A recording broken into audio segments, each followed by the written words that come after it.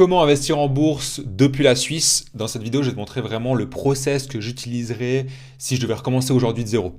Juste avant, je vais te montrer un petit peu quel est l'objectif un petit peu du contenu, de la chaîne YouTube, du contenu que je partage, me présenter voilà, un petit peu qui je suis, quel est mon parcours, ce que je fais aujourd'hui, donc pourquoi en fait finalement je t'explique un petit peu comment est-ce que tu peux investir depuis la Suisse et finalement le processus vraiment de A à Z, donc étape 1, 2, 3, 4, ainsi qu'un résumé. Si aujourd'hui, vraiment, si tu n'as pas d'informations sur comment tu peux investir depuis la Suisse, sur quel courtier, comment on fait au niveau des impôts, tu es bloqué au niveau des frais, même de la conversion des fois, ou que voilà, tu aimerais te lancer mais tu n'as pas d'informations et tu ne sais pas comment faire, je me suis vraiment posé la question de si je devais recommencer, comment est-ce que je ferais? Et j'ai vraiment tout listé et c'est l'objectif aujourd'hui de la vidéo, c'est que je te montre vraiment tout ça. Avant qu'on commence, du coup, l'objectif un petit peu du contenu, comme je te disais, aujourd'hui, moi j'ai une grosse frustration personnellement, c'est qu'il n'y a aucun contenu sur les finances et les investissements en Suisse. Sur YouTube, Instagram, LinkedIn, peu importe, tu trouves énormément de contenu lié à la finance, mais francophone, donc tout lié en France avec des PEA et autres, chose qui aujourd'hui, dans notre système ici en Suisse, ne nous correspond pas. Et je sais que du coup, c'est quelque chose qui moi me frustrait beaucoup quand j'ai commencé à me renseigner. En fait, tu cherches pas mal d'infos et tu verras quand on se rencontre après, mais quand tu achètes une action finalement, tu vois, Apple par exemple, depuis la Suisse, la Belgique, la France, c'est la même action. Mais comment tu la déclares aux impôts? Comment est-ce que tu vas pouvoir l'acheter avec quel courtier? Ça, c'est vraiment spécifique à notre système. Et du coup, depuis que je crée du contenu voilà, sur LinkedIn et Insta, je vois beaucoup, voilà, exactement comme je viens de te dire, de contenu sur la finance, niveau francophone, mais pas adapté vraiment spécifique à la Suisse. Et aujourd'hui, sur le contenu que je partage, moi personnellement, je vais être 100% transparent, parce que je te montrerai un petit peu dans le parcours juste après, mais c'est vraiment, au niveau de l'argent, en tout cas, une valeur fondamentale que j'ai, c'est le côté transparence. Vraiment être voilà, cash sur le côté, même quand tu verras, on va analyser un petit peu les courtiers qu'on va utiliser. C'est aussi au niveau des frais, vraiment ce côté de l'argent, c'est quand même un sujet sensible, relativement sérieux, d'être transparent. Donc voilà, c'est juste un élément que je vais te montrer. Et tout ce que je partage aujourd'hui, que ce soit sur la chaîne YouTube, Insta, LinkedIn, et sera toujours gratuit et surtout accessible à tous. Pourquoi? Tu trouveras absolument toutes les informations dont tu as besoin pour investir par toi-même et de créer un revenu passif sur le long terme en moins d'une heure par mois. Tu verras que tout le process qu'on va mettre en place, une fois que c'est mis en place, c'est vraiment très passif, tu n'as plus besoin de t'en occuper. Et je vais vraiment tout te donner de manière gratuite et accessible. Tu verras que quand on parle de courtier ou bien comment dire ça, de sites que je vais utiliser pour analyser des actions, et je vais pas te dire j'utilise des sites, je vais vraiment te montrer, ok, j'utilise Guru Focus, Zone Bourse, ce genre de choses, les courtiers, je vais te nommer du coup Interactive Broker qu'on verra juste après dans la vidéo, et je vais vraiment te donner toute la valeur pour que si toi t'as envie voilà, d'investir de ton côté, que tu puisses le faire avec le contenu finalement que je partage. Il y a un vrai objectif, voilà, comme je te disais, de transmettre de la valeur autour des investissements en bourse et depuis la Suisse, avec un petit peu cette spécificité. Et du coup, maintenant, il y a aussi un autre élément, c'est que depuis que je me suis mis indépendant, je propose également un accompagnement qui est cette fois un coaching plutôt payant cette fois, mais je t'en parle vraiment à la fin. D'abord, on donne la valeur. Et voilà, juste avant de te présenter un petit peu les étapes par lesquelles je repasserai aujourd'hui si je voulais investir, je vais juste me présenter un petit peu qui je suis, mon parcours, les erreurs que j'ai pu faire aujourd'hui, qu'est-ce que j'ai mis en place, par quoi je suis passé pour apprendre à investir, où est-ce que je me suis formé un petit peu, voilà, juste le parcours que tu saches un petit peu quand tu arrives sur la chaîne YouTube, voilà, à qui tu as affaire. Donc simplement, si on reprend un petit peu une sorte de temporalité, 2020-2021, moi je finis l'armée personnellement, du coup en Suisse j'ai fait mon service long, les 10 mois, c'était fini, j'ai recommencé une nouvelle formation et je suis rentré dans le début de la vie active et à cette époque-là, je bossais dans une usine et c'était pas forcément la voie qui me passionne. Donc c'était pas le sens où j'étais toujours très impliqué dans le travail que je faisais, mais clairement je me levais pas le matin en me disant c'est ma mission de vie quoi. Je me rendais assez vite compte que du coup, si je souhaitais pas faire ça toute ma vie, comme je te disais, c'est pas forcément ce qui m'animait vraiment au quotidien. Et du coup, je me dis que, ok, je commence à comprendre un petit peu le schéma dans le sens où tout le monde travaille, je crois, à 65 ans. Il y a une sorte on entend parler un petit peu de troisième pilier en discutant avec des parents, des collègues, ce genre de choses. Donc il y a une sorte de système en place, mais que ce système te contraint, entre guillemets, à prendre ta retraite à 65 ans. Donc être libre financièrement à 65 ans. Et je me rends compte que c'est pas forcément ce qui fait rêver déjà et ce qui me correspond. Du coup, à ce moment-là, je commence à rechercher pas mal d'informations déjà sur YouTube, blog, des pages Insta, des choses comme ça, même des fois des livres, je te montrerai après, mais des choses pour commencer à gagner un petit peu plus d'argent, investir, enfin ces notions un petit peu de finance, éducation financière, investissement, je commence un petit peu à m'imprégner de tout ça pour juste me dire, ok, je vois que la voie du salariat, ça va pas m'emmener sur les libertés financières, ou alors ça va m'y emmener, mais à 65 ans, c'est pas exactement ce que je veux. Il va falloir trouver une alternative, et cette alternative, j'ai commencé un peu à la chercher avec le côté investissement, et j'ai naturellement évité un petit peu toutes les promesses de gains rapides. Tu sais qu'on peut voir aujourd'hui sur Internet, je mets quand même une parenthèse, faut être vigilant quand tu vois tous ces promesses de gagner de l'argent facilement et autres. Donc tous les trucs de crypto-monnaie, des fois, voilà, trading, ce genre de choses, j'ai naturellement, instinctivement vraiment mis ça de côté. Et du coup, je me suis renseigné sur la bourse. Ouais, voilà, je tombe sur la bourse, le côté Apple, Microsoft, Coca-Cola. Et ce qui est génial, c'est que tu vois en fait toutes des entreprises que tu consommes au quotidien. Tu vois, là, typiquement, je suis en train d'enregistrer la vidéo avec du produit Apple. Je vais, tu vois, j'ai des appels après avec un client juste après, avec Zoom, qui est coté en bourse. Et c'est tous des produits, en fait, vraiment en service qu'on utilise, que littéralement tu connais, que tu utilises, mais tiens, tu pourrais en fait investir là-dessus et gagner un petit peu plus d'argent, et ça rejoignait un petit peu cette notion d'investissement. Du coup, 2022, finalement, j'achète mes premières actions en bourse. J'ai beaucoup de questions et je ne sais pas du tout comment m'y prendre. Tu vois, quelle action acheter? À l'époque, je ne savais même pas ce que c'était un ETF. J'y reviendrai un petit peu plus tard dans la vidéo sur qu'est-ce que c'est justement ce type de panier d'actions. Mais en gros, comment investir concrètement? Comment on va faire depuis la Suisse? Quel courtier je vais utiliser? Est-ce que c'est risqué? Si oui, comment faire? C'était très flou. Je savais que le marché boursier, ça existait depuis plus de 100 ans. Des gens faisaient de l'argent avec ça. C'était des multinationales. C'était entre guillemets pas risqué. Je mets des guillemets parce que tu verras qu'il y a beaucoup de nuances à apporter là-dedans. Mais j'avais vraiment toutes ces questions. C'était très flou. Je ne savais pas du tout comment faire. Et du coup, moi, j'ai décidé d'investir dans Crédit Suisse, qui est donc, du coup, tu connais l'histoire j'imagine la suite de Crédit Suisse. Mais à l'époque, ma réflexion, c'était vraiment, je me suis justement dit, moi, je suis en Suisse. La Suisse, c'est quoi? C'est le pays des banques. Du coup, j'ai investi dans une banque, c'est bon, c'est safe, je risque rien. Je te jure qu'à l'époque, la réflexion, c'était uniquement ça. Du coup, j'ai ouvert un compte sur un courtier. J'ai déposé une grande partie de mes économies sur Crédit Suisse. Après, tu connais la suite, hein.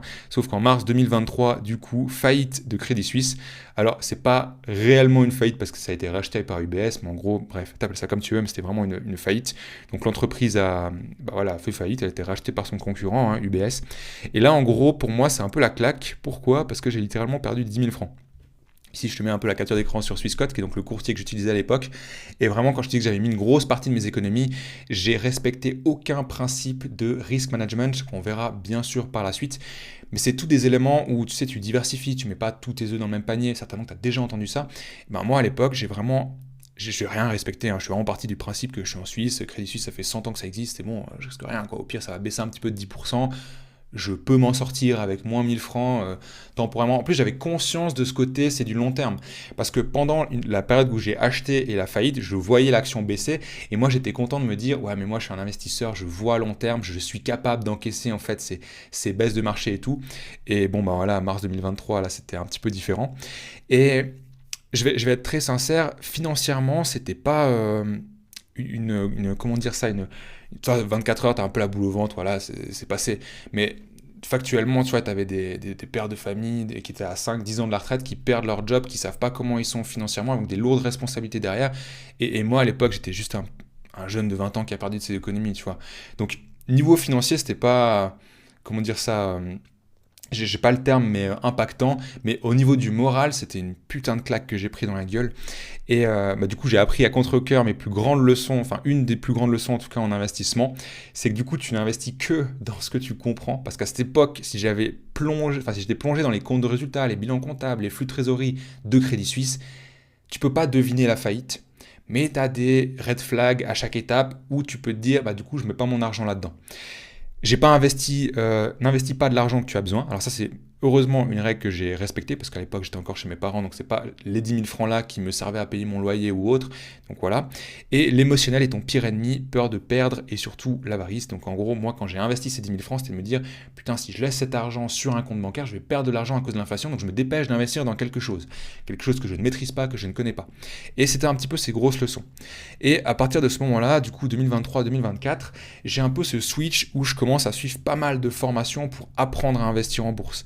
Parce que du coup, comme je t'ai dit, après ce choc entre guillemets, comme je t'ai dit, c'est financièrement pendant 24 heures, je sais pas bien, mais moralement, j'étais vraiment pas au plus bas, mais j'étais pas bien.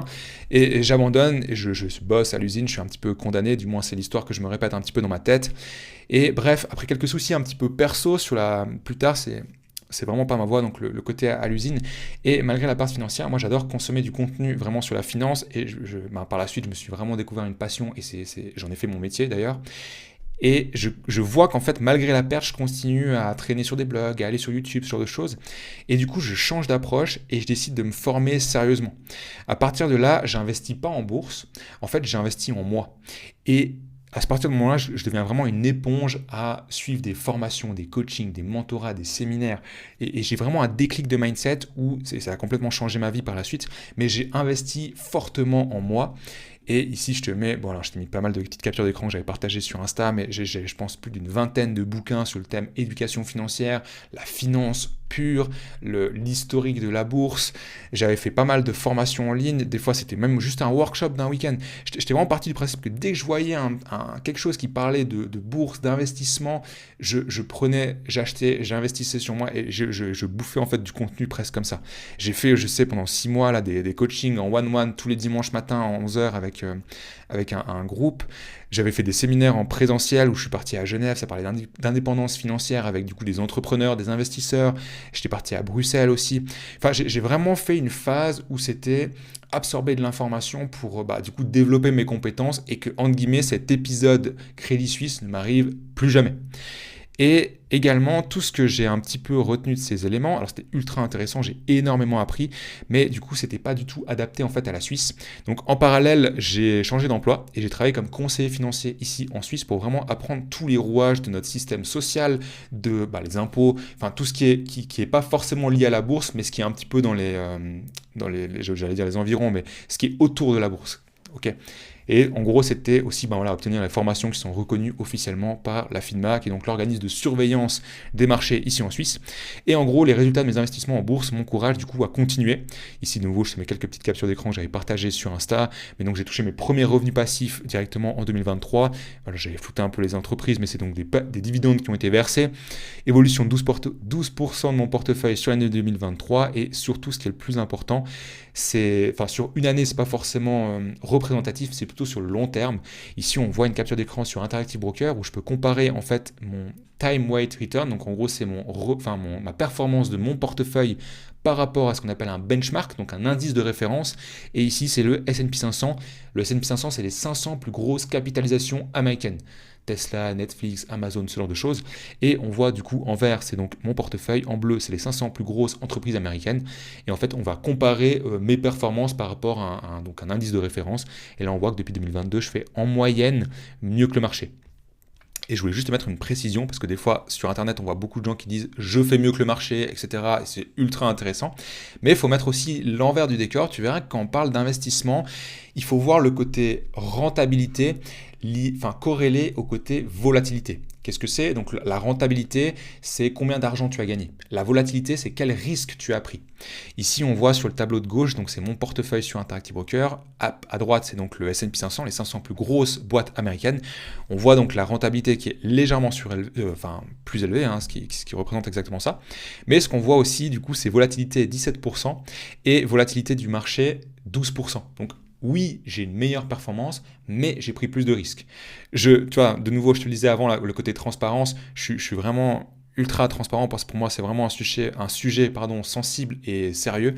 Donc oui, si tu regardes sur le long terme, c'est mieux que le marché, mais il y a aussi un petit peu l'envers du décor qui est des fois un petit peu mis sous silence, c'est que j'ai aussi pris plus de risques.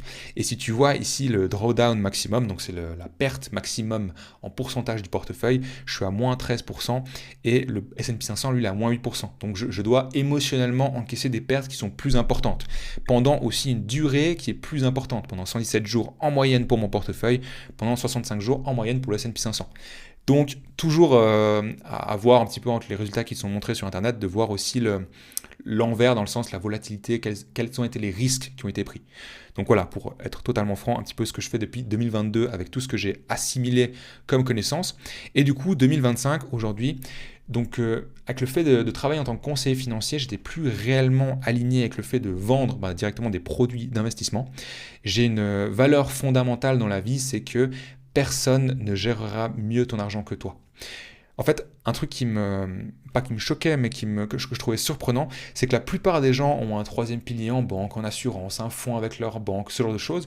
Et quand tu leur demandes dans quoi ils investissent concrètement leurs francs ils vont travailler tout le mois, ils vont, faire des sacrifices pour épargner à la fin du mois.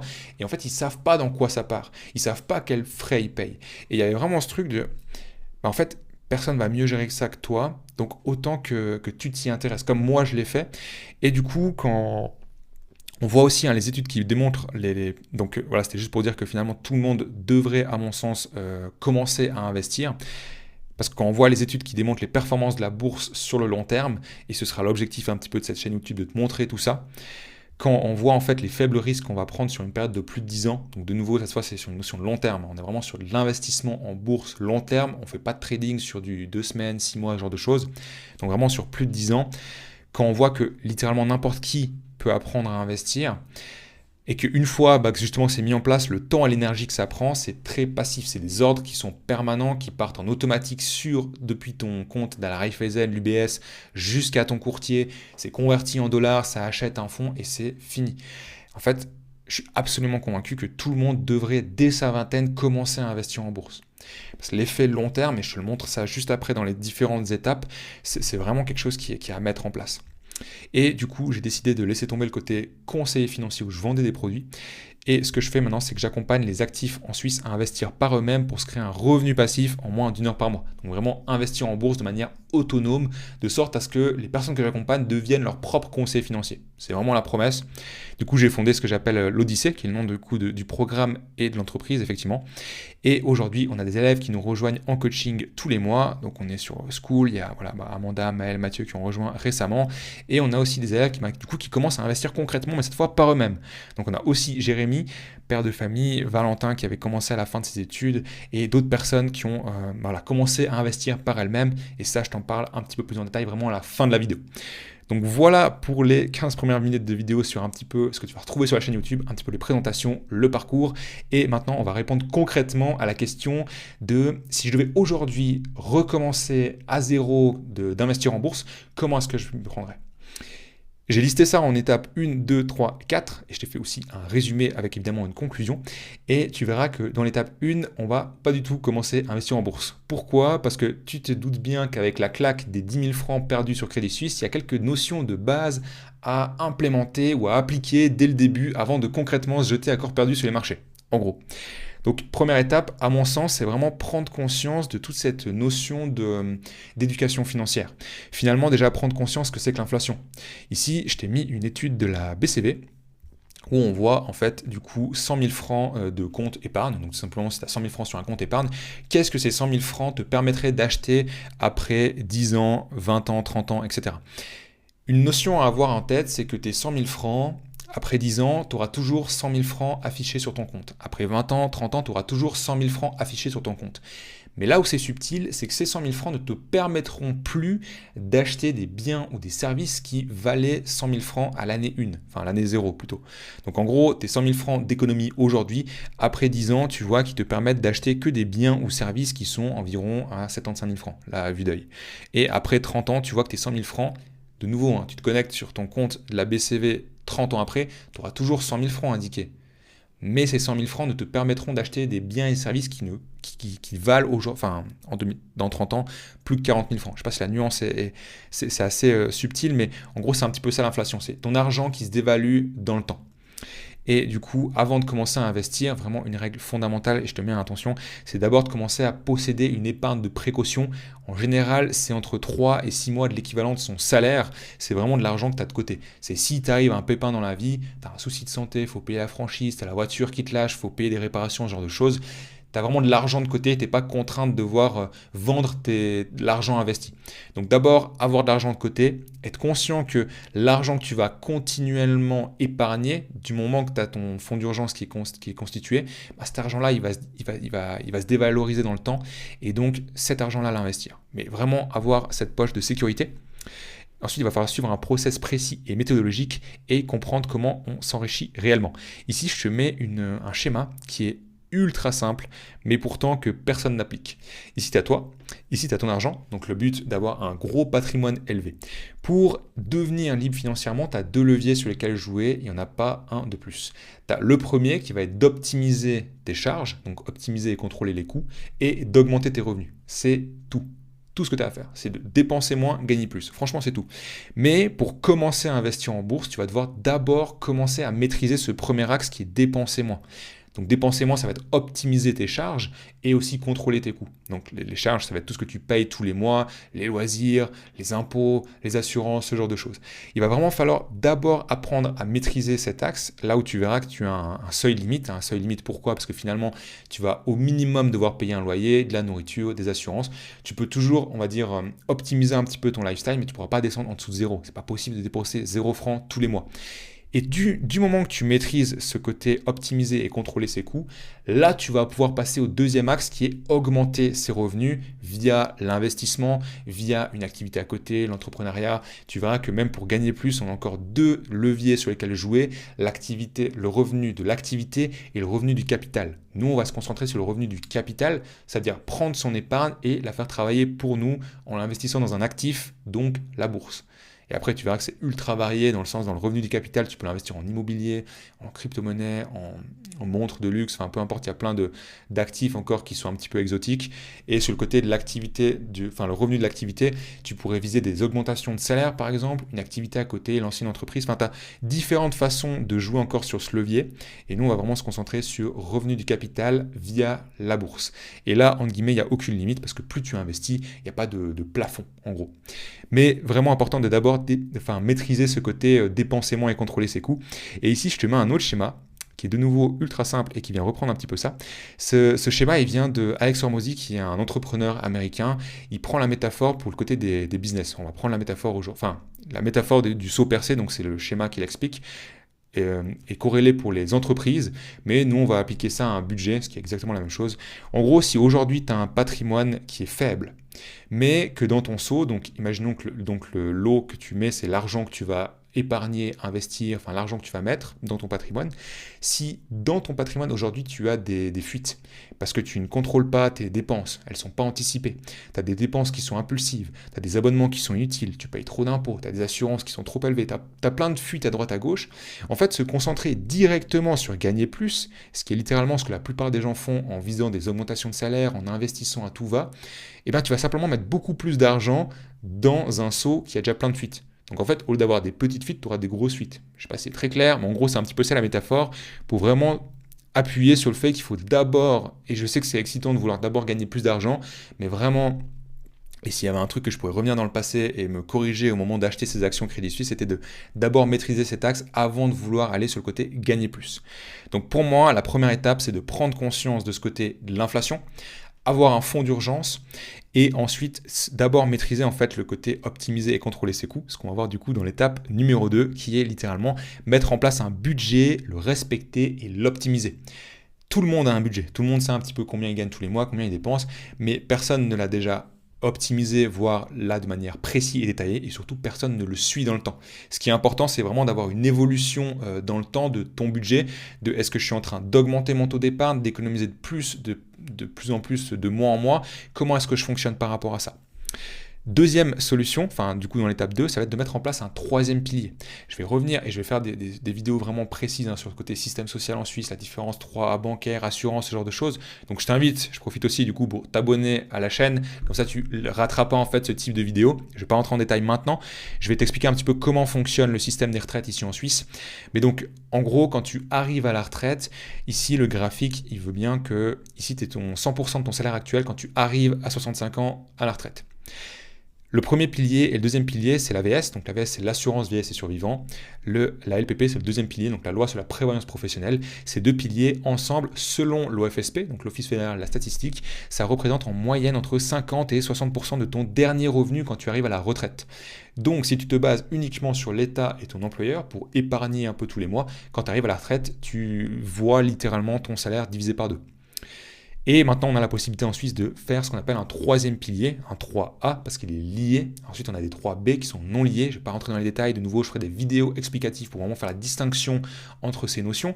Mais ce qu'il faut retenir, c'est qu'on a la possibilité, c'est facultatif, hein, c'est pas obligatoire, de mettre de l'argent de côté ou de l'investir en bourse. Et c'est là que ça peut être intéressant pour justement avoir une meilleure retraite quand on arrive à 60 ans, 62, 63, 65 ans, pour prendre sa retraite de manière anticipée et surtout de manière plus confortable. Pourquoi? Parce qu'avec un troisième pilier, on peut viser 80% de son dernier revenu à la retraite, voire même, et ça dépend de nouveau les conditions, je ne peux pas donner d'avis généraliste, mais selon quel âge tu as, les montants que tu as mis, et comment tu as investi, pourquoi pas 100% de ton revenu directement à la retraite. Et tu vois, ce côté troisième pilier en Suisse, il y a toujours cette question de est-ce que je le fais en banque ou en assurance. À mon avis, ce serait plutôt une répartition entre banque et assurance selon ce qui te correspond. De nouveau, je vais vraiment faire des vidéos explicatives où on va se plonger en détail sur la banque, l'assurance, ce que c'est. Mais ce qu'il faut retenir, c'est que dans les deux solutions, tu as des avantages, inconvénients qui vont correspondre à des profils, des situations, si tu es marié, si tu as des enfants, si tu as un bien immobilier, si tu sors d'études, ce genre de choses.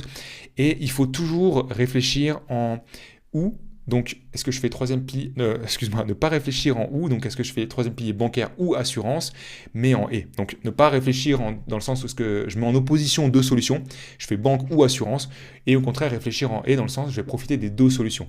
Et ensuite, la proportion, est-ce que je fais 90% assurance et puis 10% banque ou 50-50, là, ça va dépendre justement de ta situation, dans, est-ce que j'ai des enfants, est-ce que j'ai de l'immobilier, ce genre de choses. Et pourquoi c'est intéressant de le plonger sur le côté troisième pilier? Parce que l'argent que tu vas mettre dans ce troisième pilier, tu as la possibilité de l'investir directement en bourse avec ce qu'on verra dans l'étape 3 et 4, dans des ETF ou des fonds. Et c'est ce qui va te permettre sur le long terme d'avoir un vrai capital qui sera intéressant. Et il y a aussi une notion intéressante, c'est le côté économie fiscale qui rejoint du coup ce côté dépenser moins avant de vouloir se concentrer au maximum sur gagner plus. Et dépenser moins, finalement, quand on a du coup du troisième pilier, une des choses que je ne sais pas spécifier, c'est que la Confédération met à possibilité donc de faire un troisième pilier, et on a aussi du coup pour les contribuables une économie fiscale, c'est-à-dire que le montant que tu as mis en troisième pilier jusqu'à un certain seuil, donc il y a un montant maximum, tu peux le déduire de ton revenu imposable. Ici, je t'ai pris deux exemples. Alors sur 2024, donc j'avais fait ça l'année passée, sur deux revenus. Alors je n'avais plus pris la situation parce que ça va changer aussi en fonction de ta commune, de ton canton, de ton revenu.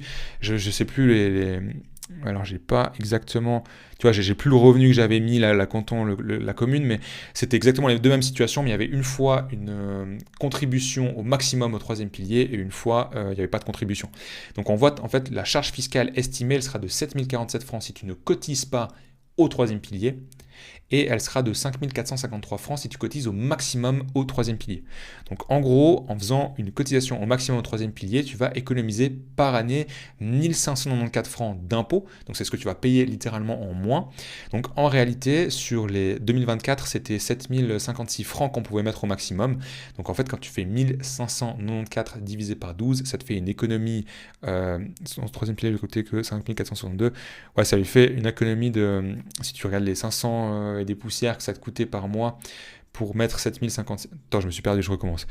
Les 1594, donc 7056 c'était le maximum que tu pouvais mettre au troisième pilier. Quand tu fais en fait l'économie fiscale que tu vas gagner, donc les 1594, tu déduis ça des 7056, parce que toi tu as concrètement mis 7056 dans ton troisième pilier, mais en réalité ça t'a coûté que 5462, puisqu'il y a 1594 que tu retrouves à la fin de l'année.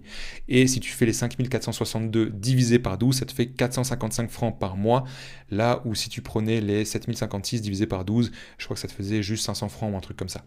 Donc finalement, tu économises de l'argent.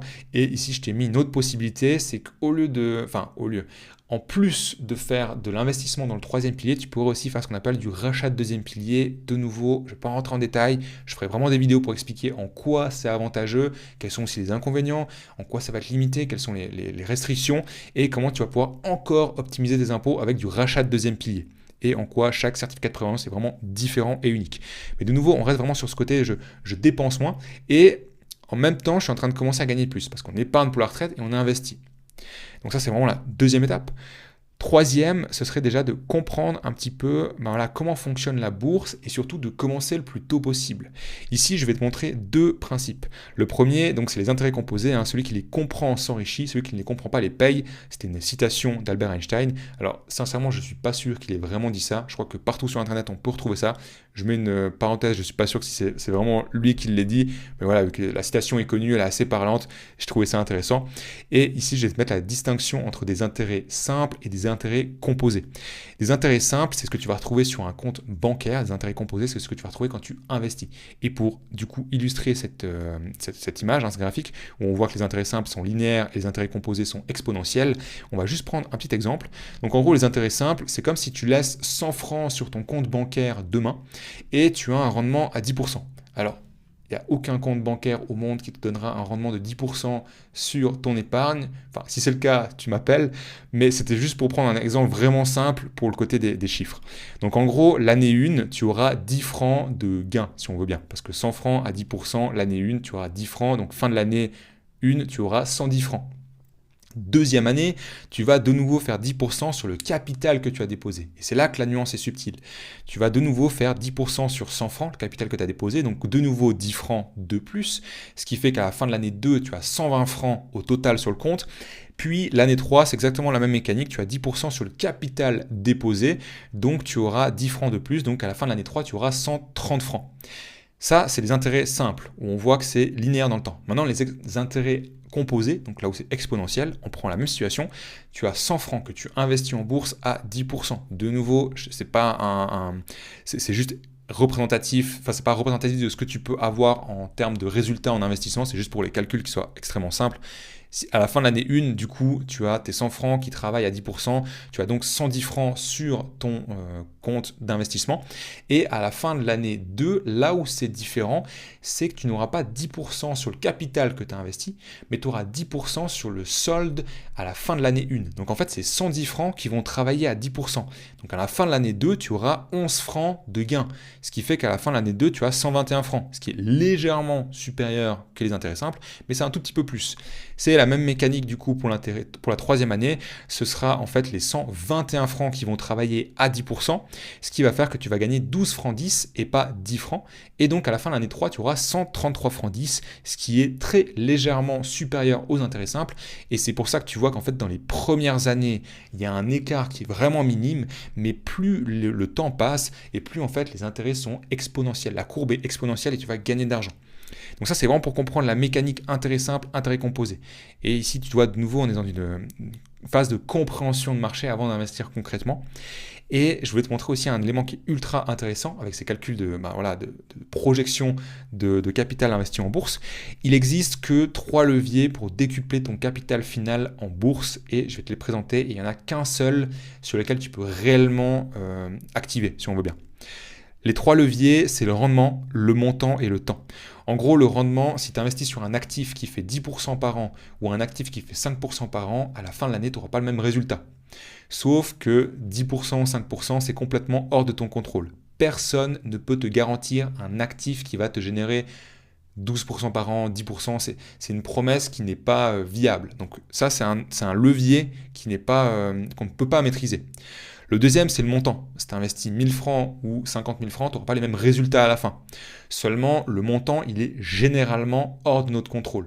On a une certaine rentrée d'argent tous les mois. On peut toujours optimiser ce côté budget, on l'a vu, mais tu ne vas pas pouvoir investir plus que tant. Donc généralement, ce levier, il est un petit peu hors notre contrôle. Et troisième levier, c'est le temps. Si tu investis sur 5 ans ou 15 ans, tu n'as pas le même résultat à la fin. Et finalement, ce levier, c'est le plus simple à activer et il est surtout en notre contrôle. Pourquoi ? Parce qu'il suffit juste de commencer à investir maintenant. De ne pas attendre demain, la semaine prochaine, dans 10 ans, juste le faire maintenant. Et pour illustrer en plus ces 3 leviers, je vais te montrer 2 exemples qui sont totalement fictifs.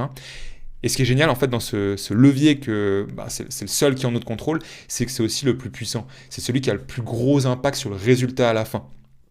Ici, je te prends Marc, qui est donc du coup un exemple totalement fictif. Il commence à investir à 20 ans. Il a un capital de départ de 0 francs, donc le montant, il a 0 francs, et il peut investir 150 francs par mois. Donc c'est l'épargne qu'il peut se tirer tous les mois et investir en bourse.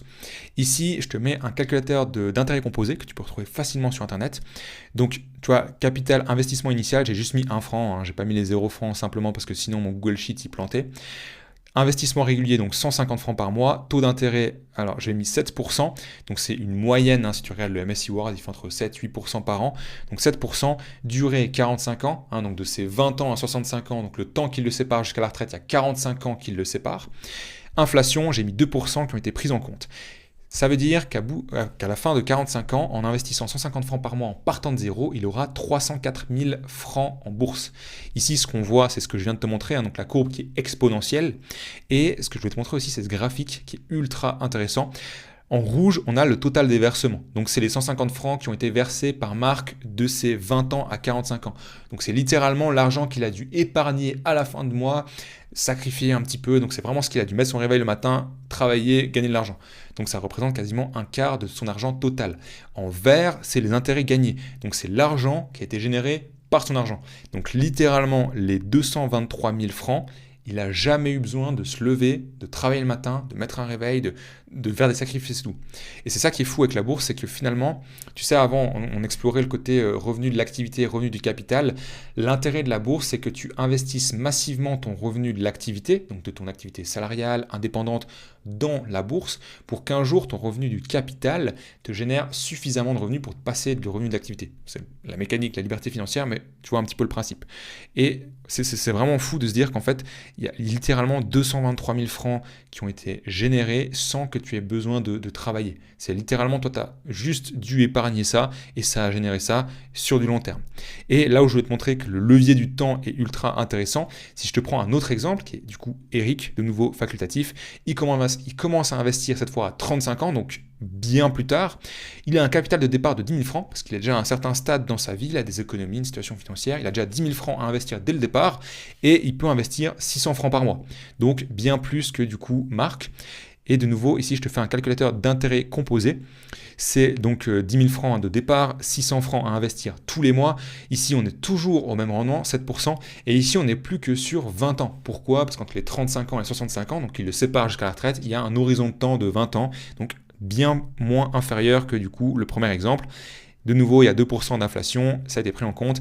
Et on voit que le résultat à la fin, il est de 274 330 francs. De nouveau, le graphique, ici on voit en bleu un investissement initial, donc c'est les 10 000 francs qu'il a dû déposer sur son compte d'épargne qu'il avait. Les 144 000 francs, c'est ce qu'il a dû investir de lui-même tous les mois, donc les 600 francs qu'il a dû travailler et épargner à la fin du mois, et les 120 000 francs qui a été généré par son argent investi. Et ce qui est fou, c'est qu'il y a vraiment une différence de plus de 30 000 francs juste avec l'horizon de temps. On a ici un cas où il a investi 2 fois plus d'argent, donc il part littéralement avec 10 fois plus d'argent, enfin 10 000 francs en plus, il a investi bien plus d'argent tous les mois, mais sur un horizon de temps plus court, et pourtant il a des moins bons résultats. C'est vraiment pour te montrer que sur les 3 leviers qui existent, le rendement, c'est évidemment intéressant, hein, mais c'est hors de ton contrôle, on s'en préoccupe pas. Le montant, c'est évidemment intéressant de l'optimiser, mais c'est généralement hors de ton contrôle, on ne s'en préoccupe pas non plus. Et le temps, c'est vraiment celui qui te permet de juste commencer maintenant. Donc ça, c'est juste pour la phase de compréhension avant de commencer à investir. Maintenant, la 4e étape, comment on va investir concrètement en bourse, le process que tu vas pouvoir utiliser. La première étape, ça va être d'ouvrir un compte sur Interactive Broker et déposer tes francs dessus. Interactive Broker, c'est ce qu'on appelle un courtier. En fait, toutes les entreprises du monde, Apple, Microsoft, Nestlé, Tesla, ce genre de choses, c'est des entreprises qui sont cotées sur des places de marché. Le New York Stock Exchange, le Swiss Exchange, ce genre de choses. Et pour avoir accès à ces places de marché, tu vas devoir passer par ce qu'on appelle des courtiers. En Suisse, on a accès à différents courtiers, Swissquote, DEGIRO, Interactive Broker. De nouveau, je referai vraiment une vidéo pour comparer ces différents courtiers, mais quand tu regardes les places de marché accessibles, les frais que tu vas payer, Interactive Broker est vraiment le plus intéressant. Donc, c'est directement d'ouvrir un compte sur ce courtier, qui est donc l'entreprise en fait, qui va te permettre d'acheter les actions. Si tu passes par ta banque traditionnelle, tu vas payer des frais qui sont beaucoup trop élevés. Tu pourrais investir via une banque traditionnelle, mais tu vas payer des frais qui sont beaucoup trop élevés parce que ce n'est pas leur spécialité. Les brokers, donc les courtiers, c'est vraiment le rôle de mettre en en relation les particuliers, donc nous, les investisseurs, les salariés, les indépendants, avec le marché boursier, de faire la liaison entre les deux, en te proposant justement d'acheter des ETF, des obligations, de l'or, des actions, ce genre de choses. Ensuite, pour vraiment te faciliter la vie, l'objectif, ça va être de créer un socle passif avec des ETF et par la suite, te rajouter quelques actions de rendement avec des actions de qualité. Je vais juste faire une parenthèse sur qu'est-ce qu'un ETF. Donc une action, on a vu, c'est des entreprises qui sont cotées en bourse, du Apple, Microsoft, ça peut être, il y a plein d'entreprises. Et des ETF, c'est de se dire, ok, sur une place de marché, par exemple aux États-Unis, quand tu prends la place de marché totale, donc toutes les entreprises américaines cotées sur la place de marché, on pourrait dire, on va prendre qu'une certaine partie de ces entreprises pour isoler les plus grandes. Ou alors que isoler celles qui sont actives dans le secteur de la santé, ou alors celles qui sont actives dans le secteur de l'industrie, ou alors les petites capitalisations. Et typiquement, c'est ce qu'on va retrouver dans un ETF. Un ETF, ça va suivre un indice. Donc un indice, c'est vraiment ce côté de isoler certaines entreprises. Par exemple, le S&P 500, on l'a vu, toutes les entreprises américaines qui sont cotées sur le marché, on va décider de prendre que les 500 plus grandes capitalisations. Donc la capitalisation, c'est l'entreprise qui pèse la plus grande, quoi, en gros. Du Apple, Mastercard, Visa, ce genre de choses. Et en gros, on va prendre un ETF qui suit cet indice du S&P 500. Donc, qui suit la performance des 500 plus grosses boîtes américaines. Et ce qu'il faut mettre en place pour le côté du patrimoine investi en bourse, c'est de se constituer ce qu'on appelle du coup ce socle passif, où tu vas venir sélectionner 2-3 ETF au maximum. Une chose que je vois, je fais une parenthèse, une erreur que je vois assez régulièrement des fois que les débutants, c'est d'avoir 4, 5, 6 ETF. Un ETF, c'est génial, c'est un produit qui est incroyable parce que tu vas pouvoir diversifier, payer des très faibles frais et c'est vraiment fabuleux si tu veux commencer à investir. Mais si tu commences à en avoir trop, tu vas avoir des doublons, tu vas avoir beaucoup trop de frais, tu vas concentrer ton risque, ce qui est justement l'inverse d'un ETF. Donc vraiment, à mon sens, la stratégie en ETF, tu vas en avoir 2-3 maximum et ça va se composer de ce qu'on appelle du coup ton socle passif. Donc c'est vraiment quelque chose dans lequel tu investis de manière sereine tous les mois en automatique, ça te prend 5 minutes par mois et c'est ok. Et ici je t'ai mis, tu vois par exemple le S&P 500, donc qui rejoint les 500 plus grosses entreprises américaines, ou ça peut être le Swiss Performance Index qui est simplement sur la bourse ici en Suisse. Et au-delà de ce socle passif, donc avec ces ETF, là tu pourrais acheter des actions individuelles et de qualité. Donc on ne va pas aller viser des petites capitalisations en Asie, prendre des risques vraiment démesurés, mais vraiment viser des entreprises qui sont solides. Et tu verras, là par exemple mis Visa, Tesla, Apple, il y a encore des catégories d'investissement, valeurs de croissance, ça peut être des investissements avec des entreprises de dividendes, ce genre de choses. Je ferai vraiment des vidéos pour expliquer en stock picking. Donc stock picking, c'est cette stratégie de sélectionner des actions pour vraiment déterminer quelle est la stratégie à appliquer selon ton profil, ta stratégie, ce genre de choses. Mais si tu as vraiment un schéma que tu dois retenir pour commencer à investir, c'est mets-toi un socle passif. Au début, ce que je te conseille, c'est de capitaliser sur le socle passif. Tu vois ici, j'ai mis ETF 80%, actions 20%. Ce que je recommande à toutes les personnes que j'accompagne, c'est vraiment de faire ce schéma-là.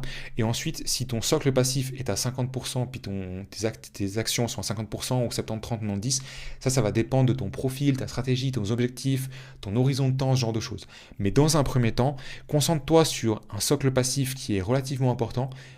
Commence gentiment à investir dans quelques actions sans forcément mettre trop de capital, apprendre un petit peu ce type de pondération et par la suite quand tu prends plus d'expérience et que tu as ton profil investisseur qui s'affine, tu as ton objectif qui est de plus en plus clair, et bien là tu peux te permettre d'avoir une meilleure compréhension de qu'est-ce que l'investissement, quel est mon profil de risque, quel est mon profil investisseur, quelle est ma façon de faire aussi, et de réallouer un petit peu ton allocation d'actifs.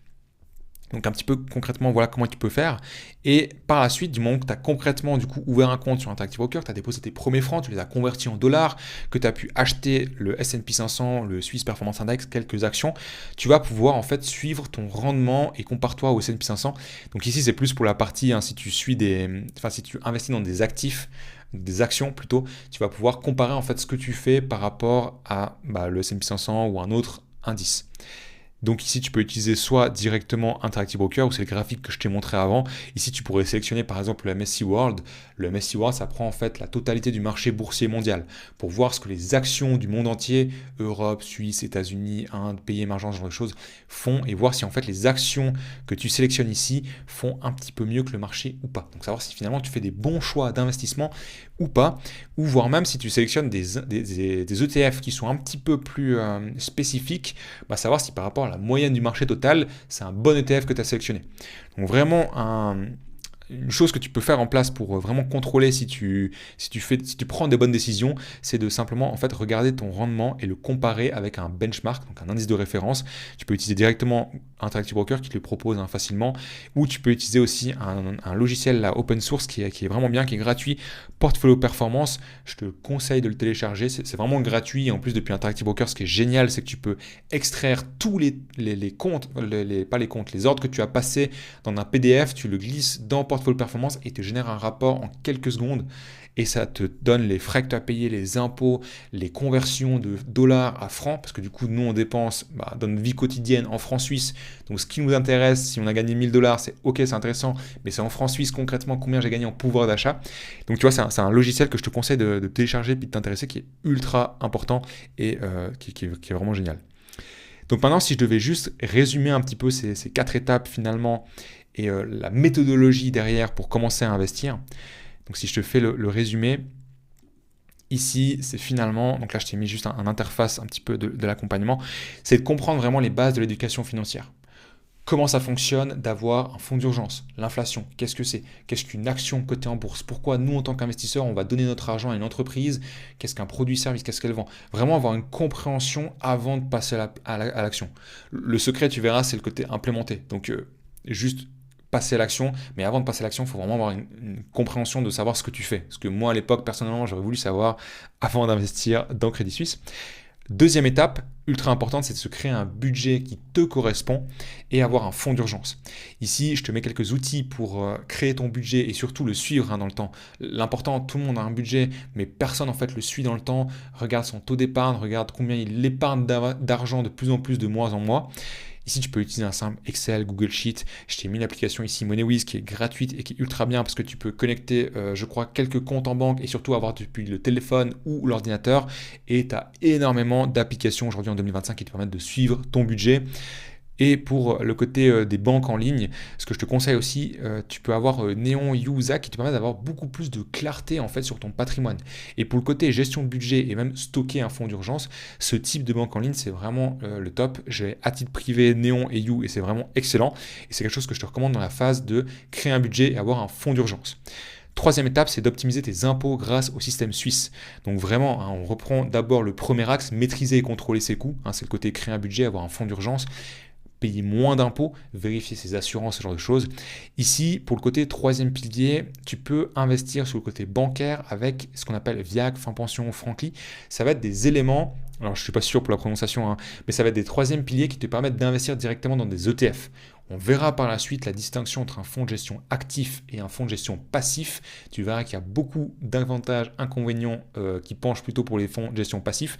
Mais en gros, ce qu'il faut retenir là pour le moment, c'est que VIAG, Fin Pension et Frankly te permettent d'investir ton troisième pilier en banque dans des ETF à des faibles frais et surtout qui va suivre la performance du marché. Ce qui est ultra intéressant parce que tu profites de l'avantage fiscal et de décupler ton argent sur le temps. Et pour les troisièmes piliers en assurance, tu as n'importe quelle assurance, AXA, Swiss Life. Et de nouveau, je te ferai un comparatif entre la partie avantage-inconvénient d'une banque ou d'une assurance, dans quel cas précisément, comment allouer un petit peu tout ça. Quatrième étape, c'est d'ouvrir un compte sur un courtier. Aujourd'hui, le seul que je te recommande personnellement, c'est Interactive Broker. Tu peux investir sur Neon, You, tu as aussi, comme on a dit avant, un Swissquote, 2Giro, ce genre de choses. Mais quand tu regardes l'accessibilité aux places de marché, les frais que tu payes, la transparence du courtier, et j'insiste sur la transparence parce que Interactive Broker, c'est ultra transparent. Tu achètes des actions en Europe, aux États-Unis, en Chine, en Suisse, tu as des tableaux qui te montrent chaque place de marché, comment tu vas payer, chaque région, comment tu vas payer, comment tu vas convertir tes francs en dollars, en euros, ce genre de choses. Et personnellement, pour tous ces arguments, et de nouveau, je ferai vraiment une vidéo explicative pour comparer ça de manière plus détaillée. Mais pour ces raisons-là, moi, je te recommanderais, et je n'utilise qu'Interactive Broker pour acheter directement des actions ou des ETF. Cinquième étape, du coup, c'est de déposer tes premiers francs et de commencer à investir dans un voire deux ETF. Ici, je t'en ai mis quelques-uns. Tu as le VOO, donc c'est un indice qui reprend le S&P 500.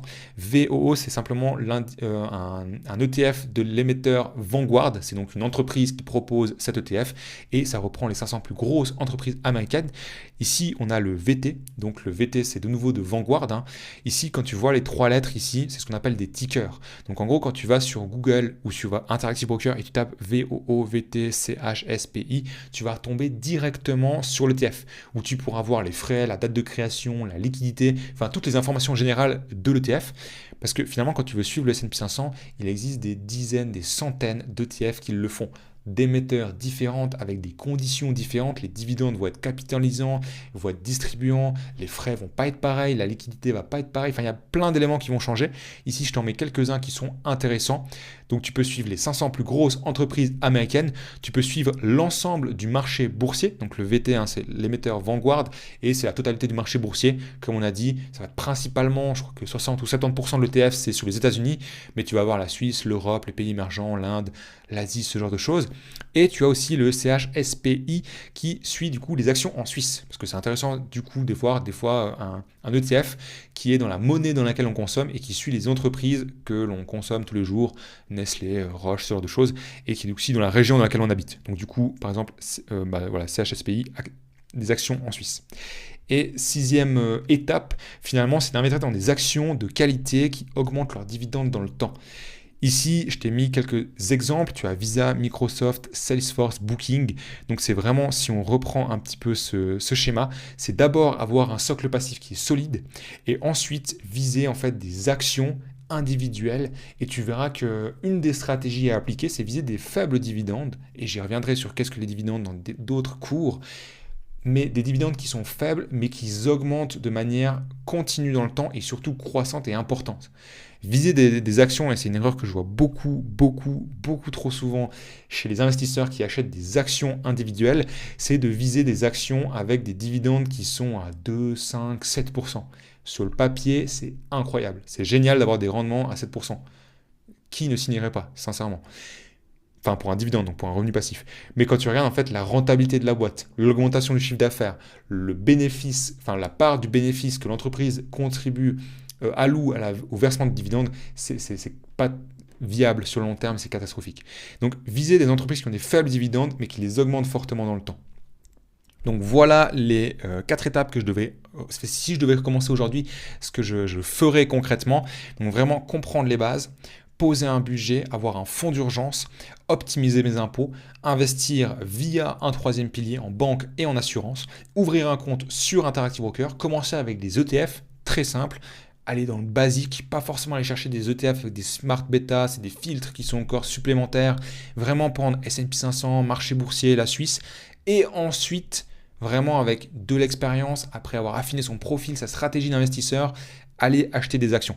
J'irai pas du tout, dès le départ, acheter des actions sans avoir de fonds d'urgence, sans pas d'abord passer par le troisième pilier. C'est vraiment ce que je referai aujourd'hui. Et simplement pour conclure un petit peu cette vidéo, aujourd'hui, du coup maintenant tu as deux choix. Soit tu peux faire les choses tout seul de ton côté, c'est-à-dire gaspiller un petit peu du temps et de l'énergie. Et quand je parle de gaspiller du temps et de l'énergie, de naviguer sur le net et pour trouver des infos et peut-être échouer, mettre en place des solutions mirages, je parle beaucoup de moi à l'époque quand j'avais commencé à investir dans le Crédit Suisse parce que c'est exactement ce que je faisais. Je cherchais un peu les infos sur YouTube, des blogs, ce genre de choses. Je faisais un petit peu de recherche, j'essayais en autodidacte et finalement j'ai perdu beaucoup de temps et d'énergie parce que depuis 2021 que je me renseignais, 2022 que j'ai concrètement investi, j'aurais pu directement avoir des meilleurs rendements et des connaissances beaucoup plus approfondies, mais je l'ai pas fait parce que j'ai voulu faire tout seul. Donc quand je te dis faire les choses tout seul, je m'adresse surtout à presque Jérémy d'avant. Mais aujourd'hui, tu peux soit faire les choses seul de ton côté, soit tu peux aussi décider de te faire accompagner. Et aujourd'hui, c'est ce que je fais. Donc, j'aide vraiment les salariés et indépendants en Suisse à devenir autonomes avec leur gestion de leurs finances.